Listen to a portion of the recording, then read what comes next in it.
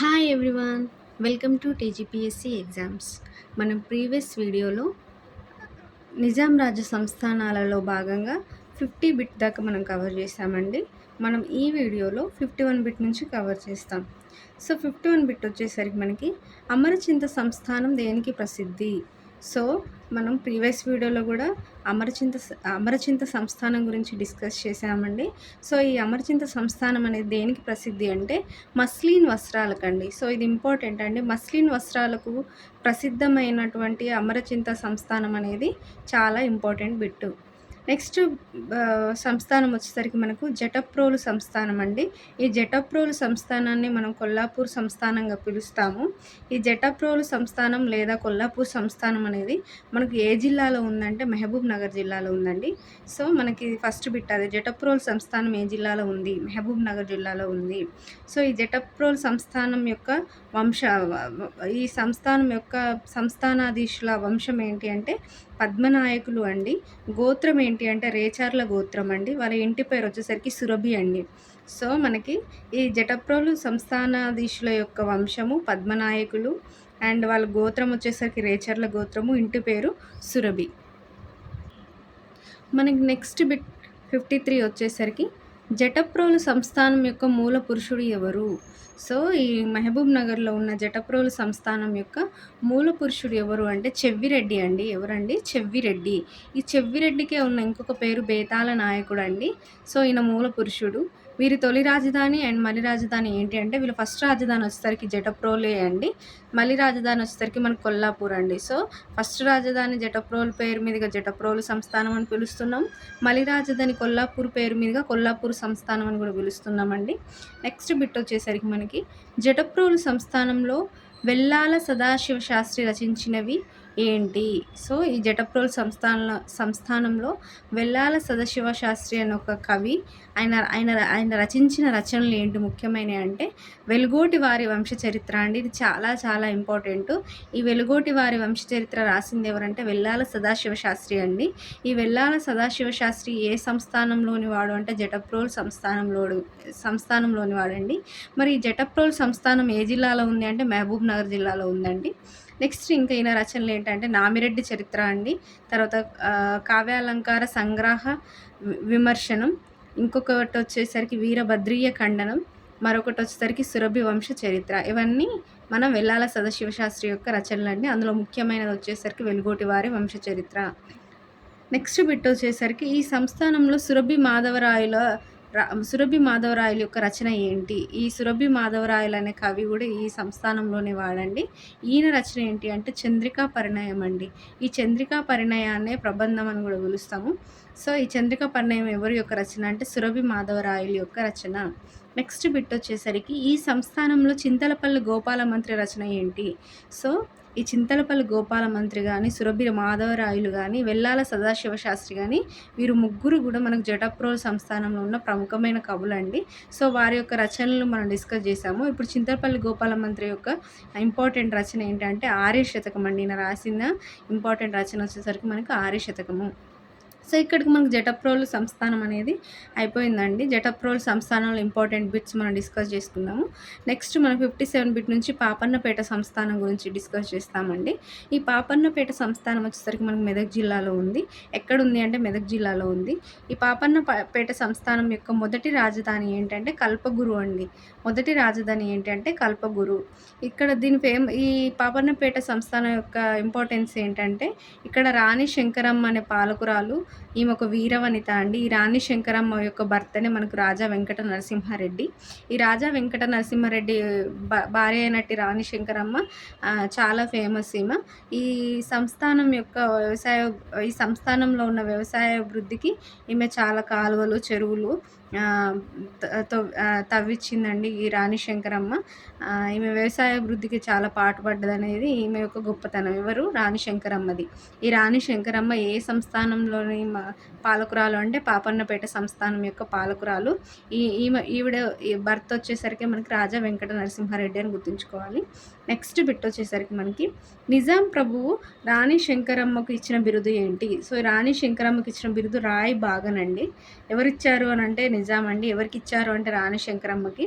ఏ బిరుదు ఇచ్చాడంటే రాయి బాగన్ అని ఒక బిరుదు ఇచ్చాడండి. రాయి బాగన్ అనే బిరుదుకు అర్థం ఏంటంటే ఆడ సింహం అని అర్థం అండి. సో, ఈ రాణి శంకరమ్మను నిజాం ప్రభువు ఏమని వర్ణించాడు, ఏమని బిరుదిచ్చాడు అంటే ఆడ సింహం అని ఒక బిరుదిచ్చాడు. దాన్నే రాయి బాగన్ అని అని పిలిచాడండి. రాయబాగన్ అనే ఒక బిరుదుతో ఈమెను సత్కరించాడు రాణి శంకరమ్మను.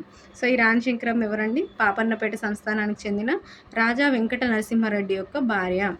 నెక్స్ట్ బిట్ వచ్చేసరికి మనకి పాపన్నపేట సంస్థానాధీశులకున్న బిరుదేంటి? సో, రాణి శంకరమ్మకి వచ్చేసరికి రాయబాగన్ బిరుదండి. మరి ఓవరాల్‌గా ఉన్న బిరుదు ఏంటి పాపన్నపేట సంస్థానాధీశులకు అంటే చార్ హజం అనే బిరుదు ఈ పాపన్న సంస్థానాధీశులకున్న బిరుదనండి. ఏ బిరుదంటే చార్ హజం. నెక్స్ట్ బిట్ వచ్చేసరికి మనకు 60 రాణి శంకరమ్మ దత్తపుత్రుడు ఎవరు? సో, రాణి శంకరమ్మ ఒక దత్తపుత్రుడిని తీసుకుందండి. ఆయన్నే మనకు సదాశివరెడ్డి. ఈ సదాశివరెడ్డి ఎక్కడి వాడు అండి? దోమకొండ సంస్థానంలోని వాడండి. ఈ దోమకొండ సంస్థానం నుంచి ఈ సదాశివరెడ్డిని ఈమె దత్తకు తీసుకుందండి రాణి శంకరమ్మ. మనకి ఇక్కడ గుర్తుంచుకోవాలి రాణి శంకరమ్మ వచ్చేసరికి పాపన్నపేట సంస్థానం. ఆమె యొక్క దత్తపుత్రుడు సదాశివరెడ్డిది వచ్చేసరికి దోమకొండ సంస్థానం అని గుర్తుంచుకోవాలి. నెక్స్ట్ బిట్ వచ్చేసరికి మనకి పాపన్నపేట సంస్థానాధీశుల్లో ప్రముఖుడు ఎవరు? సో, ఈ మొత్తం పాపన్నపేట సంస్థానాధీశుల్లో ప్రముఖుడు ఎవరు అంటే సదాశివరెడ్డి అండి. ఎవరైతే ఈమె దత్తపుత్రుడు ఉన్నారో ఆయననే మనకు ఈయన ప్రముఖుడు. ఇతని భార్య వచ్చేసరికి పార్వతి అండి. ఈ సదాశివరెడ్డి యొక్క భార్య. పార్వతి మరి ఎక్కడికి చెందిన ఆమె అంటే ఈ పార్వతి అనే ఆవిడ గద్వాల సంస్థానాధీశుని కుమార్తె అండి. సో, గద్వాల సంస్థానాధీశుని కుమార్తె అయినటువంటి పార్వతిని మనకిక్కడ మన కొల్లాపూర్ సారీ అండి పాపన్నపేట సంస్థానాధీశుడైనటువంటి సదాశివరెడ్డి పెళ్లి చేసుకున్నాడండి. ఈ పార్వతి యొక్క గొప్పతనం ఏంటంటే ఈ సదాశివరెడ్డి యొక్క భార్య పార్వతి గొప్పతనము ఈ సదాశివరెడ్డి పాల్గొన్న యుద్ధాలలో భర్తకు సహాయంగా వెళ్ళలేదండి. ఎవరు? ఈ సదాశివరెడ్డి భార్య అయినటువంటి పార్వతి. సో, భర్తకు సహాయంగా వెళ్ళింది యుద్ధాలలో అని చెప్పి గుర్తుంచుకోవాలండి. ఈమె ఒక వీరవనిత అని గుర్తుంచుకోవాలి. నెక్స్ట్ బిట్ వచ్చేసరికి సదాశివరెడ్డి మొదటిసారి ఈయన చేసిన యుద్ధాలు ఏంటి ఈ సదాశివరెడ్డి అంటే మొదటిసారి నిజాం అలీఖాన్ సైన్యంతో యుద్ధం చేసినప్పుడు గెలిచాడండి. ఈ నిజాం అలీఖాన్ సైన్యం మీద సదాశివరెడ్డి ఫస్ట్ టైం గెలిచాడు. సెకండ్ టైం ఓడిపోయాడు. ఫస్ట్ టైం ఎందుకు గెలిచాడు అని అంటే నిజాం అలీఖాన్ సైన్యం అనేది మీర్ ఆలం నేతృత్వంలో జరిగిందండి.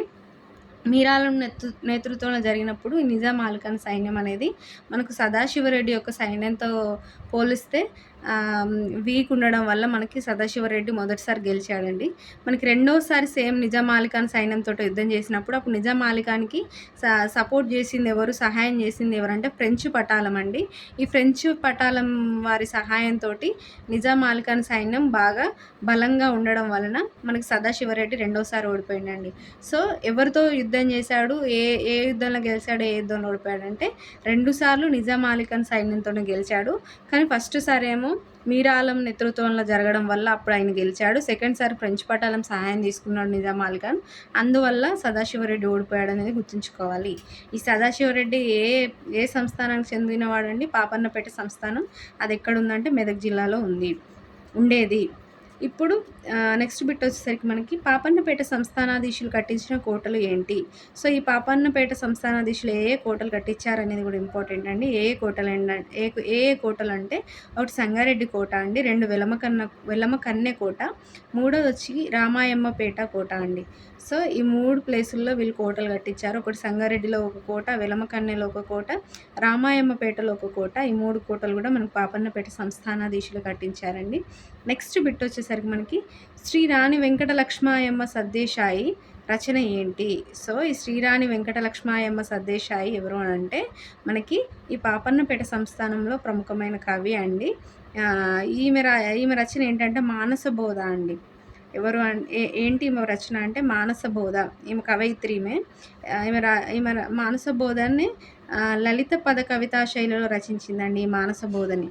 సో, మానసబోధని రచించింది ఎవరండి? శ్రీ రాణి వెంకటలక్ష్మాయమ్మ సద్దేశాయి.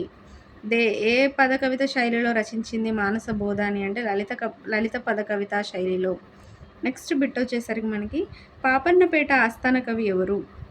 ఈ పాపన్నపేట ఆస్థాన కవి ఎవరు అంటే ఫీల్కానా శంకర రాయకవి అండి. ఫీల్కానా శంకర రాయకవి అనే అతను మనకి పాపన్నపేట యొక్క ఆస్థాన కవి. ఈయన రాసిన రచన ఏంటి అంటే సుజ్ఞాన దీపాన్ని గురుగీతాలు రచించాడండి. ఈయన ఏ ఏ గురు గీతాలు అంటే సుజ్ఞాన దీప అనే గురు గీతాలు ఈయన రచించాడు. మనకి నెక్స్ట్ బిట్ వచ్చేసరికి 66 అండి.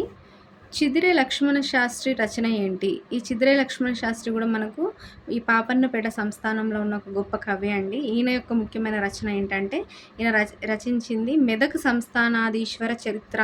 ఈ మెదక్ సంస్థానాధీశుల యొక్క చరిత్రను రాసింది ఎవరు అండి? చిదిరె లక్ష్మణ శాస్త్రి. ఈయన ఏ సంస్థానానికి చెందినవాడు? పాపన్నపేట సంస్థానానికి చెందినవాడు. ఆ పాపన్నపేట సంస్థానం ఏ జిల్లాలో ఉండేది? మెదక్ జిల్లాలో ఉండేది. నెక్స్ట్ మనకు 67 బిట్ నుంచి మనం సిర్నపల్లి సంస్థానం గురించి చదువుకుంటామండి. ఈ సిర్నపల్లి సంస్థానం అనేది ఏ జిల్లాలో ఉంది అని అంటే మనకు 67 బిట్ నిజామాబాద్ జిల్లాలో ఉన్నదే ఈ సిర్నపల్లి సంస్థానం అండి. ఇక్కడ మనం గుర్తుంచుకోవాల్సిన విషయం ఏంటంటే ఈ సిర్నపల్లి రాజు అయినటువంటి రాజా ప్రతాప్ రెడ్డి యొక్క భార్యనే చీలం జానకిబాయి అండి.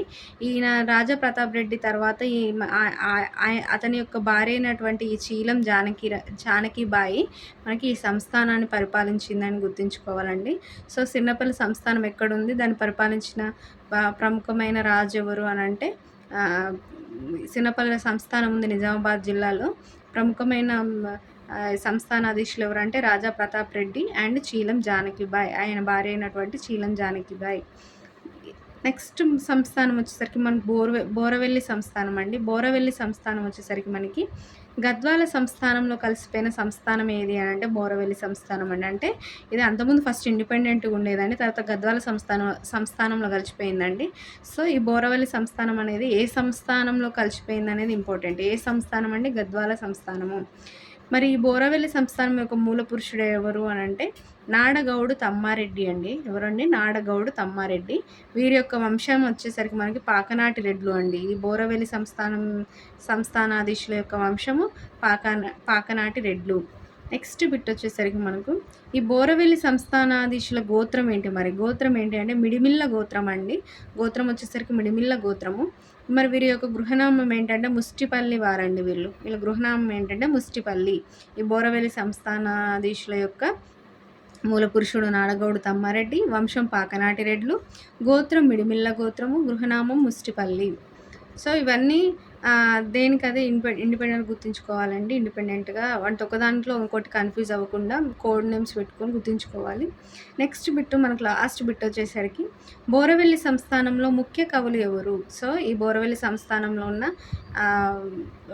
Backdrop story తెలుసుకున్నామండి. అంటే మూల పురుషుడు ఎవరు, వారి వంశం ఏంటి, గోత్రం ఏంటి, వారి గృహనామం ఏంటి అని తెలుసుకున్నాము. సో ఈ సంస్థానంలో ఉన్నటువంటి ముఖ్య కవులు ఎవరు అంటే ఫస్ట్ వన్ వచ్చేసరికి గరుడాచల కవి అండి. నెక్స్ట్ వచ్చేసరికి వీరరాఘవ కవి. మూడవ అతను వచ్చేసరికి మనకి సంజీవ కవి అండి. వీరి యొక్క రచనలు ఏంటి మరి అని చూసుకుంటే కనుక ఫస్ట్ గరుడాచల కవి వచ్చేసరికి మనకి కౌసలేయ చరిత్రము అనే రచనను రచించాడండి.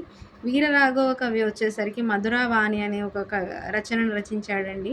నెక్స్ట్ సంజీవ కవి వచ్చేసరికి ఈయన రచన చంద్రాంగదోపాఖ్యానం అనేది సంజీవ కవి యొక్క రచన. మధురవాణి ఏమో వీరరాఘవ కవి యొక్క రచన. కౌసలేయ చరిత్రము గరుడాచల కవి యొక్క రచన.